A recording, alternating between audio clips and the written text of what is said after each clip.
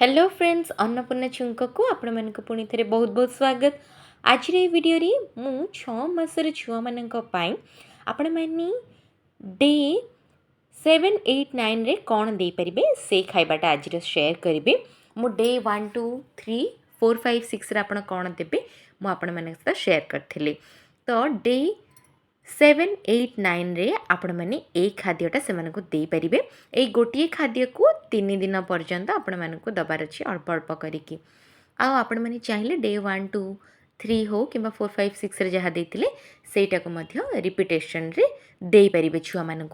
तो एटी देखि परथिबे मो आजिरो जो खाइबाटा प्रिपेयर करिया पई गोटे अमृतभंडा को नीचे जोटार कि छोट पीस गोटे मु बाहर करथिली काटिकी सेटा को एबे एठी नेछि से छोट पीस चोपाटा छड़े सारा पर तापरे मु ताको छोट छोट पीस रे काटिबा पूर्व अमृतभंडाटा को भल भाव में आपण मैंने धोई नेबे। तो देखिपे ये भी छोट छोट पीस करके रेडी हो गला। जेहेतु 6 मास स्टार्टिंग वीक रे आपण मैंने ये सब खाद्य छुआ को देबे। जेहेतु यहाँ डे 7 8 9 रे आसलानी तो पाखापाखि सेकेंड वीक रो खाइबाटा मु आपण मानक सहित शेयर करछि आज। तो देखिपे जो अमृतभंडा गुड़ाक मुझे काटी गोटे बाउल रे नेकी मो पुणी थे यहाँ को धोई नेली। अमृतभंडाटा तो काटी सारापर पुणी थे अठा अठा लगी था हाथ को से। तो छुआ को जिते 6 मास प्लस होना आपण मैंने यही सब सीझा खाद्य से डेली दे पारे। आपण मैंने छुआर क्रेविंग को देखिकी जानीपर जे सी कौन खावाई इंटरेस्टेड अच्छी। आपण मैंने बिना लुण बिना चीनी रे सब खाद्य ताको देबे वर्षे पर्यंत। ठीक अच्छे। तो स्टार्टिंग यही सब सीझा खाद्य करेंगे। आपण मैंने चाहिए भात हो किंबा डाली हो तार जो भातर पानी डालीर पानी दवा परिवर्ते आपण मैंने भात डाली को केमिति दे पारे सेटा मध्य मु आपण मानक सहित शेयर करिवे। तो आपण मैंने सेमिति आपण मानक छुआ को दे पारिबे। आउ बहुत डॉक्टर माने मध्य सेमिति की दवा को सजेस्ट करते। तो ये देखि परथिबे वर्तमान मु एटा एठी सिझेबा पई बा स्टीम दवा पई बसई नीची। आपण माने मध्य यदि स्टीमर नाही ताले एमिति ताकू सिझेबा पई बसई देबे। गोटे जगार गोटे स्टैंड नहीं कि ता ऊपर गिनाटा को रखि परिबे। एठी मु ताकू किछ समय कवर करके छाड़ देली सेटा जल्दी सिझी जाऊ बोली। तो देखिपे ये एटा हे आसलानी। तो मु ताकू बंद करके ठंडा हवा पई से भितर सेमिति ही छाड़ी नेबी।